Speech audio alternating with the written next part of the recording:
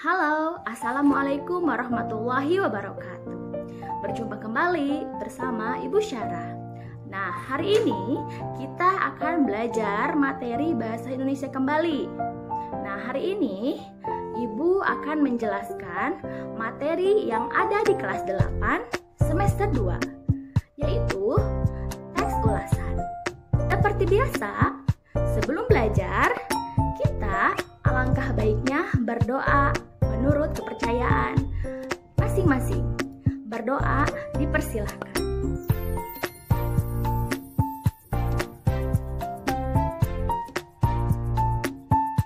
Nah, anak-anakku semuanya, pernahkah kalian membaca buku, menonton karya seni, menonton film, menonton pementasan, dan yang lainnya? Kalian pasti selalu mengomentari hal apapun mengenai sebuah karya. Mau itu film, mau itu buku, mau itu pementasan, dan yang lain-lainnya. Komentar itu bisa berupa komentar yang bagus, komentar yang mengkritik, komentar yang seru, dan komentar yang lainnya. Nah, itu akan kita bahas hari ini. Nah, lontaran-lontaran seperti itu dinamakan ulasan yang berbentuk sederhana. Mari kita mulai pembelajarannya ya. Simak ya. Nah, teks ulasan bisa disebut dengan review atau kita bisa menyebutnya dengan resensi. Nah, jadi teks ulasan adalah teks yang berfungsi untuk menimbang, menilai, dan mengajukan kritik tentang suatu karya. Kegiatan mengulas atau meresensi tidak harus dibuat selalu terhadap buku. Nah, kita bisa meresensi karya-karya yang lainnya, seperti puisi, seperti film, seperti buku, pementasan, seperti drama, kabaret, maupun karya-karya yang lainnya, seperti musik, tari, maupun lukisan. Ketika kita mengulas sebuah karya, pengulas harus bersikap kritis agar ulasannya dapat memberikan kontribusi bagi kemajuan karya itu tersebut.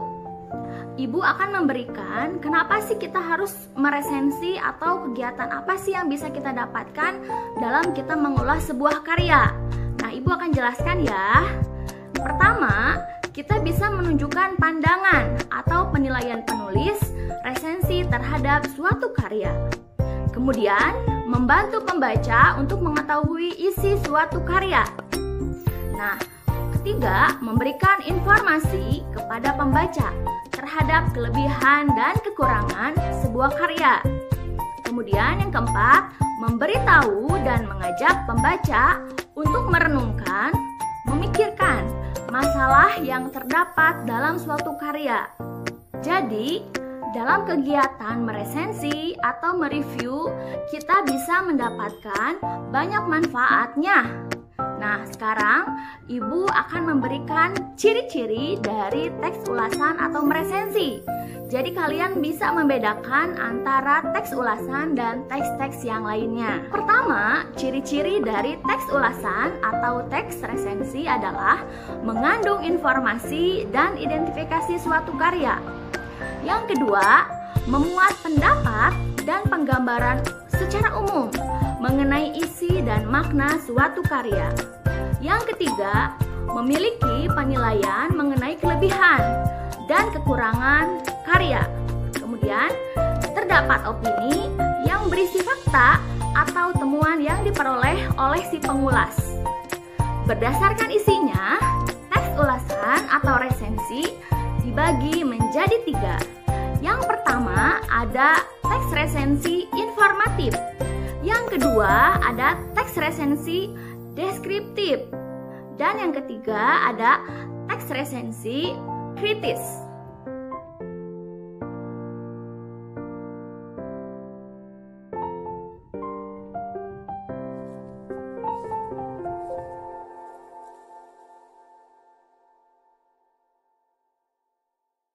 Nah, Ibu akan memberikan langkah-langkah untuk kalian bisa menyusun sebuah teks ulasan atau resensi.